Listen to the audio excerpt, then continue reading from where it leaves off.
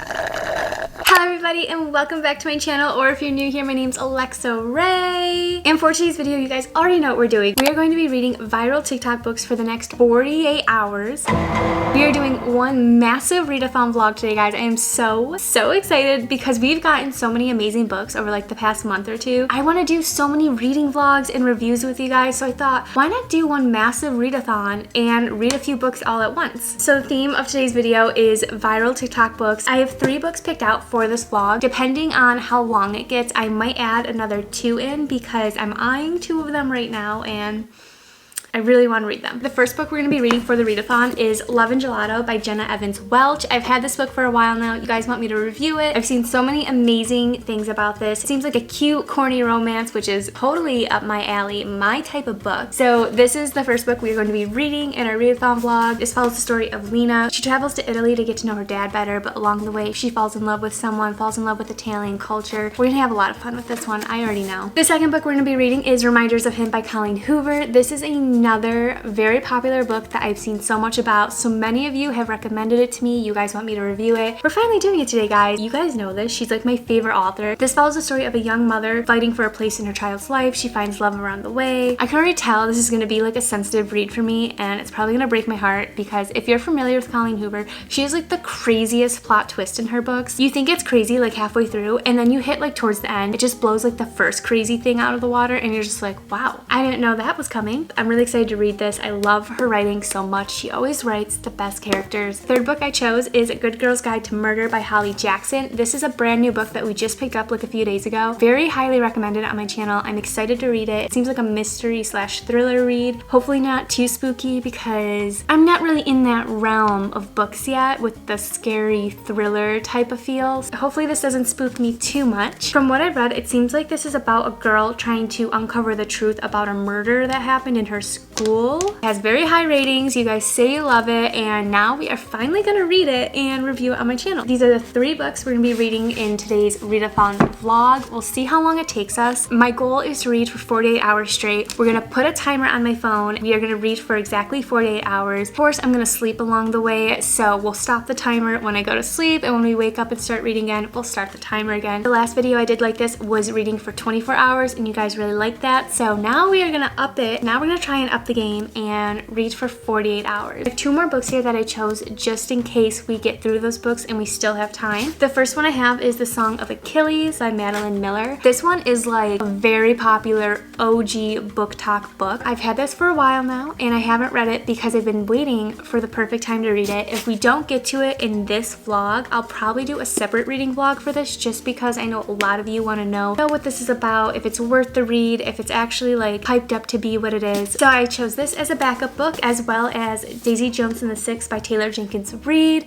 This is another highly requested book on my channel. I recently read The 7 Husbands of Evelyn Hugo and I loved that book. So you guys recommended Daisy Jones and the Six. You guys said it is just as great and amazing. This is also on our little backup plan if we finish the other books in this vlog. Give me Fleetwood Mac vibes for sure. I mean, just look at this cover. I'm sorry, Stevie Nicks. We have some amazing reads for this vlog. I'm very excited. Of course, thank you so much to all of you. These are all book recs from you guys, and I couldn't have done any of this without you guys. So thank you so much for being here. Thank you so much for all these amazing book recs, and I'm just grateful to be here and doing this with you. So with all that being said, we're gonna jump right into this video because we have a lot of books to read and we only have 48 hours, which seems like a lot of time, but I know it's gonna fly by super fast. Okay guys, it is 9:52 at night. We are starting this very late. There are so many reasons for that. I just was so busy all day working, wedding planning. I had to pick up new furniture for our apartment. We are finally jumping into this reading vlog, and we are starting off with A Good Girl's Guide to Murder by Holly Jackson. This is like one of the most highly requested books on my channel, so I thought we might as well start with this one. I have my book.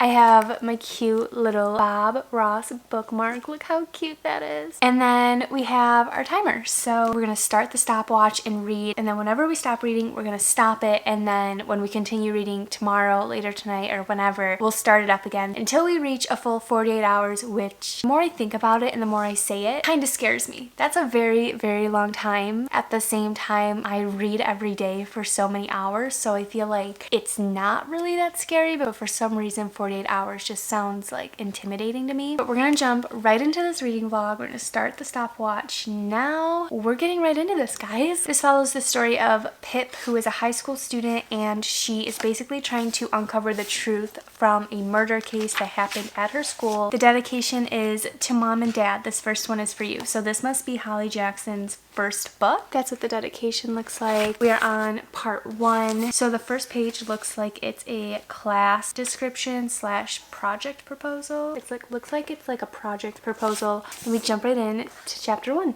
It looks like Pippa's main topic slash hypothesis for her proposal is how print, television, and social media have become key players in police investigations, and she's using Andy Bell's case as a study. And I guess she's kind of looking into how social media and the press presented Sal Singh, who was the boy of Andy Bell, who supposedly murdered her, looking into how the press presented him and his guilt. And it looks like her supervisor or professor approved it, only under the condition that no ethical lines are crossed, so Pippa can't contact either of the families in the case under any circumstances, or her project will be disqualified. Right in the beginning, we're already off to a horrible start. Pip is contacting the family, even though she was told not to, within the first chapter. But at the end of the chapter she says, because I don't think your brother did it and I'm going to try to prove it. So right off the bat, Pip is convinced that Sal didn't kill his girlfriend, and she wants to prove it. She wants to prove his innocence with her project. But like, because she's contacting like family members, the teacher said that the project wouldn't be valid. The next page has a heading with her name, the date, and capstone project log entry 1. She has like her work cited and like a bunch of websites, so that's really cute. Oh my gosh. Okay. Andy has never been found and her body was never recovered, but everyone just assumes that she's dead, and that's because of her boyfriend Sal. Call me out there, but what if she's not dead? I don't know, just a thought, just a crazy thought. That's probably not what happened, but now we're on to chapter 2. I don't know, guys. It's kind of... I don't know what to think or how to feel about this. Like, all the fingers point to Sal being the murderer, but Pip doesn't believe that, and I don't believe it either, so it's sausage to me. That's weird. Pip's talking about how her grandparents on her dad's side are German, and it's sausage to me means I don't care. Kara and Lauren think it's really weird. But it's cute. So this is Pip's murder map, and basically she's trying to map out like the events that happened on that night 5 years ago. But if you ask me, something definitely seems off and fishy about this entire thing. There's definitely a lot of gaps in the case, which is why Pip is so interested in it. She also just spoke with Stanley Forbes, who is from the Fairview Mail newspaper. He's always writing articles on the murder case, even all these years later. I don't think he's a good writer. I don't think he's a good person, so I don't like him at all. I think he is a horrible human being, and he's definitely just throwing out false information out there. And Pip made a really good point about how in all his articles he calls Sal a murderer and a monster and this and that, and obviously it causes a lot of harm to his family, who is still alive, which Pip tried to explain to him, but Stanley was just like a big jerk about it. But yeah, basically we don't like Stanley here. So we just finished part 1 of the book. We're now on to part 2. We've been reading for 2 hours and 20 minutes. Wow. This is getting so crazy so fast. Pippa already has so many crazy ideas, theories, and leads on this case. I have no idea where this is going to go. Wow. This is really good.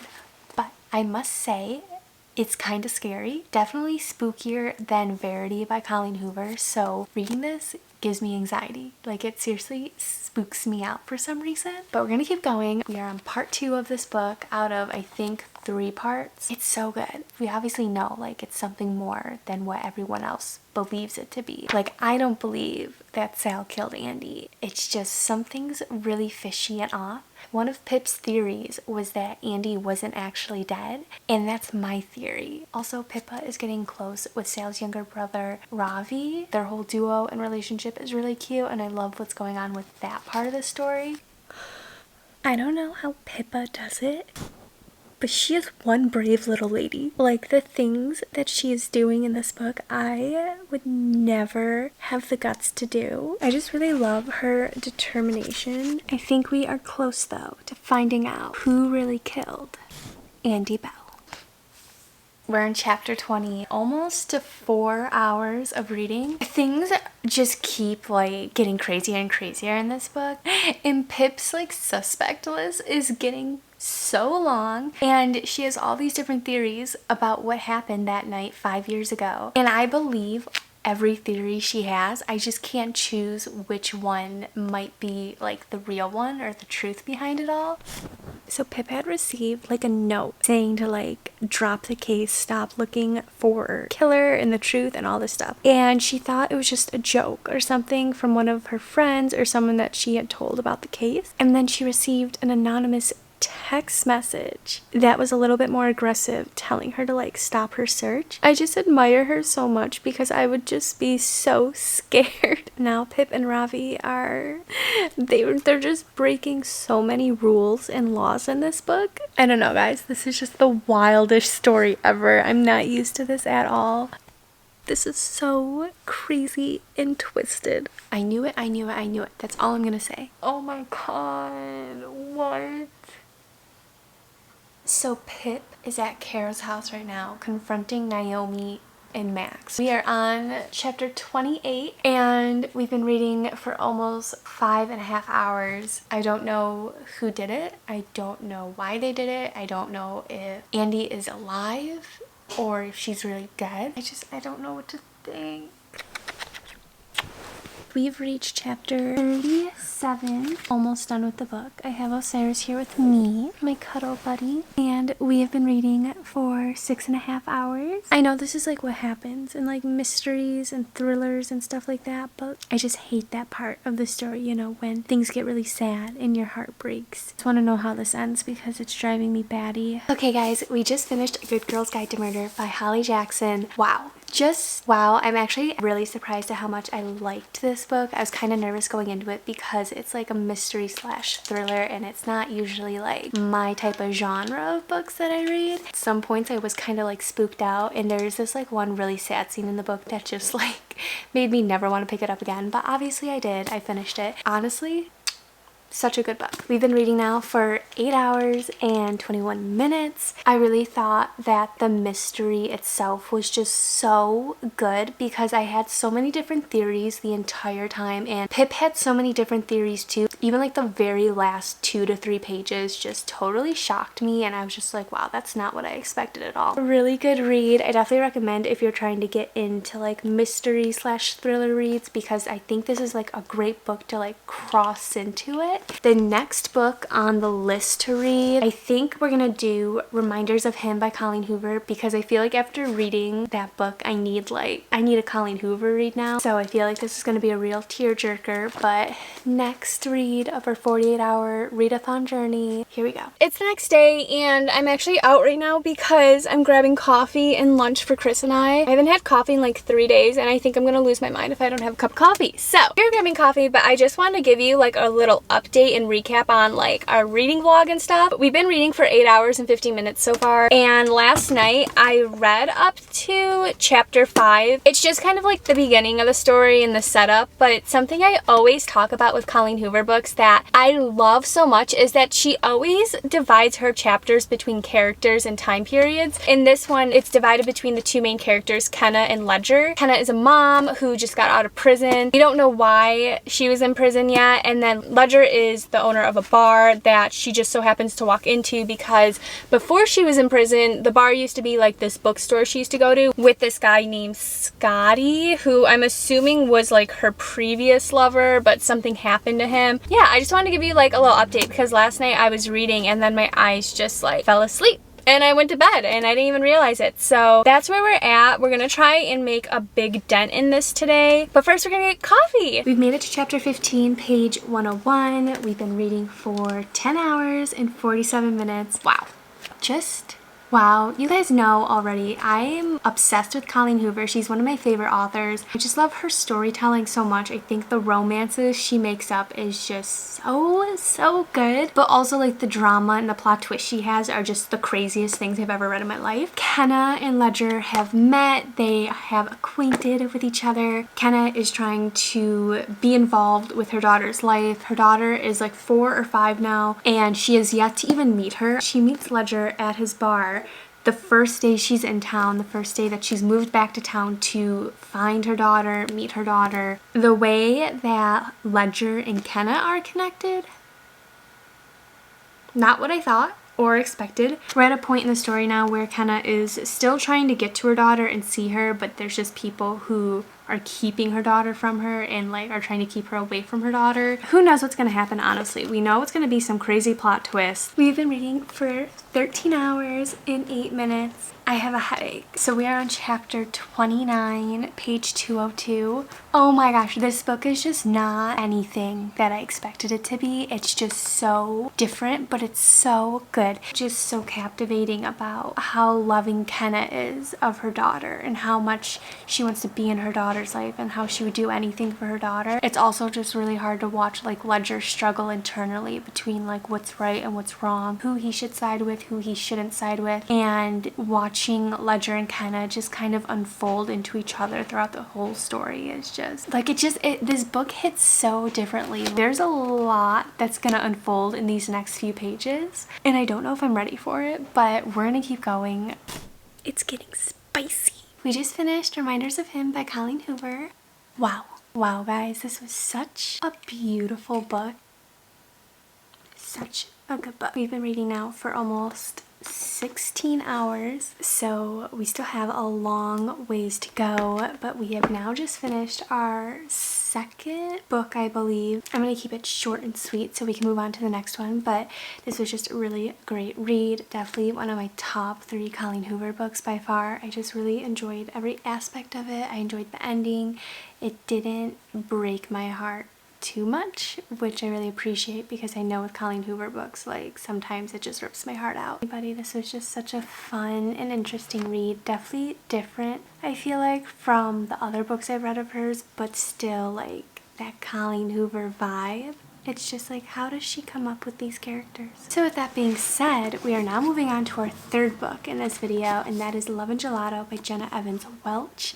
This has been on my TBR list for so long. I've had this book for like a few months now, and I'm happy to finally be picking it up and like starting it because I know a lot of you have requested a reading vlog or review with it. We're finally doing it, guys. We're finally reading Love and Gelato.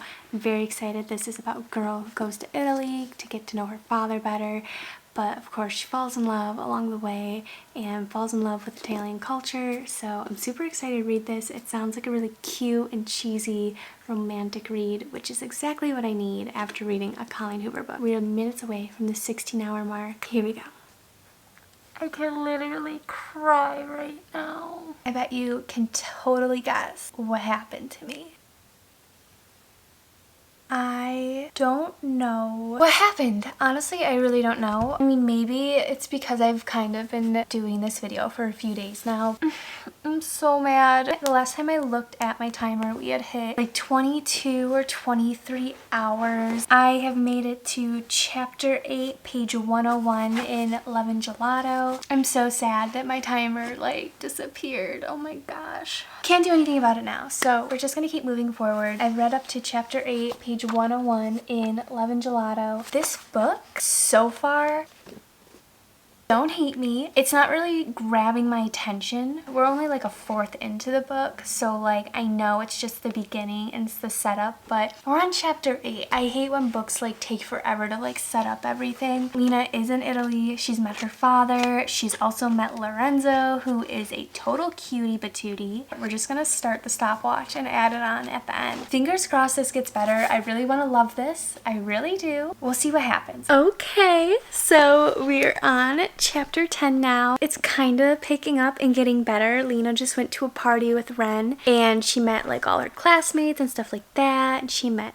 Thomas, who I wasn't expecting to come into the picture because I was kind of just hooked on Ren, and now I'm kind of hooked on Thomas. So I have no idea where this book is going. It's starting to pick up a little bit. I'm hoping it keeps going and progressing because, like I said in the beginning, it was just really slow and kind of boring for me. We've been reading for 31 minutes, so technically like 22 hours and 31 minutes. I don't really know what to expect or what's going to happen in this book, or like what the big plot twist is going to be in this book. We're just going to keep going and see what happens. So Lena and Ren are like getting closer, and Ren's like showing her all over Italy, and it's super cute because like they're just like visiting all these places that Lena's mom and father had gone to. I really love how descriptive the book is. I feel like I'm literally in Italy, like walking the streets, getting gelato. It's really cute. It's just so slow still. We are on chapter 12, page 167. We've now been reading for over an hour. We've already read almost half of the book, and it's just like nothing crazy has happened yet. I really just want Lena to keep reading her mom's journal so we can like find out more about everything, but like she keeps setting it down and I don't want her to set it down. But we're gonna keep going and see what happens.